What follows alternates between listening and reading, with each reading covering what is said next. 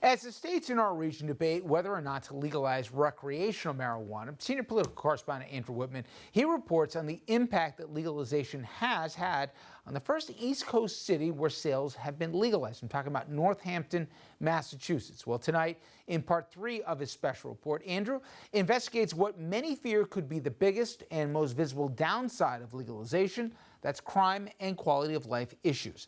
Andrew. Well, Rich, we began this series by referencing the legal marijuana in Denver, where there are more cannabis dispensaries than Starbucks and McDonald's combined, and where, at least the last time I was there, I could smell people smoking marijuana almost everywhere.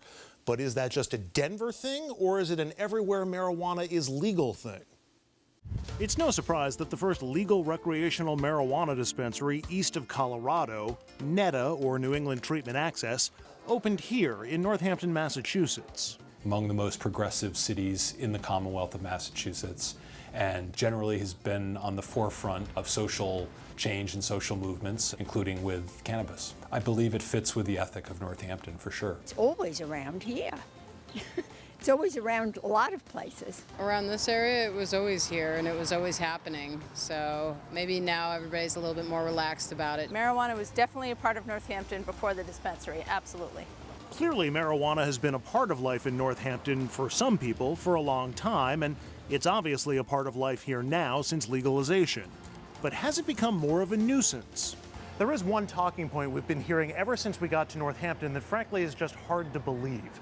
That despite the availability of legal over 21 marijuana for sale to everybody, that there just aren't incidents of people lighting up and smoking throughout town. No nuisance complaints, as it were.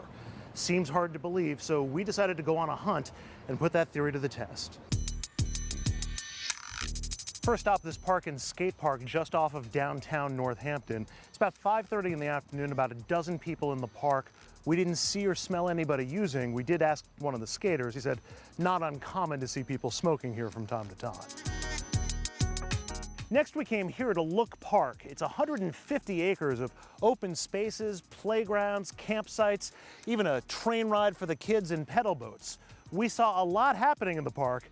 We just didn't see anybody smoking cannabis. And it was the same story all over town until... This is Pulaski Park. We're just 3 blocks off of Main Street and a couple of buildings down from City Hall. And despite the no smoking signs and the kids playing everywhere, you can definitely smell smoke in the park. What we don't know is if that's a result of legalization. Some people have told us it's a relatively new phenomenon, people smoking here. Others say it's been happening for a long, long time. People smoke it all over the streets. It smells disgusting. They have no respect for anybody in front of kids, and it's horrible. But a lot of other people told us a different story. I don't personally see any impact to the community. We haven't seen any major negative impacts. We haven't noticed anything, I would say. Certainly not a negative impact. Certainly haven't noticed that much of a difference. Not me, not at all. We haven't seen increases in crime. But we'll wait until we get actual crime data that we look at over a calendar year and see if we've noticed comparable differences or differences compared to other years. But we haven't noticed anything. So then why did we see people smoking pot with kids nearby in a public park close to City Hall? It's no longer a criminal offense, so we can't arrest someone for using. The most we can do is write them a money citation. If an officer sees that, sure, they will stop and say, hey, you can't consume publicly, and they'll have a conversation with them. They may issue them the citation. It's unlikely. You know, most people just pack up and say, hey, nobody wants them, you know, they don't want the money ticket. Leaving all communities, whether considering legalization or not, with a choice. Make smoking in public a non-arrestable offense and you risk lots of public smoking, or keep the rules strict, which means more marijuana arrests. That's one of the things decriminalization and legalization were designed to reduce. But as it turns out, the biggest law and order or nuisance complaints since NETA opened here has little to do with the products they sell. Cars. Just a lot of traffic. And cars. Traffic is a little heavier. And cars. It's a lot of traffic, but we expected that. And with up to 3,000 customers a day, many from out of state, traffic remains a concern. But it's mainly, we're told, confined to weekends now, and NETA is located near the interstate, which eases the pressure a little more. Littering was also a problem, so NETA sent employees into the neighborhood to help, but there are other concerns. I had very specific concerns about impaired operators over time. Impaired operators is police chief speak for people driving while high.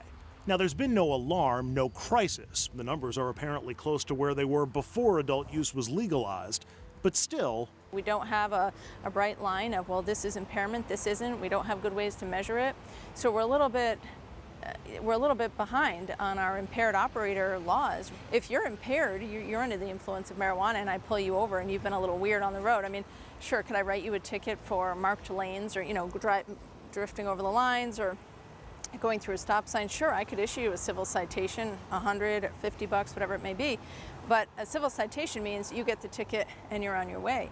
When we're dealing with an impaired operator, I need to get you off the road. You're a danger. And right now, the laws related to marijuana impairment just don't work like they do with alcohol. If I pull you over for impaired operation of alcohol, I say to you, you have to take a breathalyzer test. If you refuse, I'm going to take your license away for kind of a long time.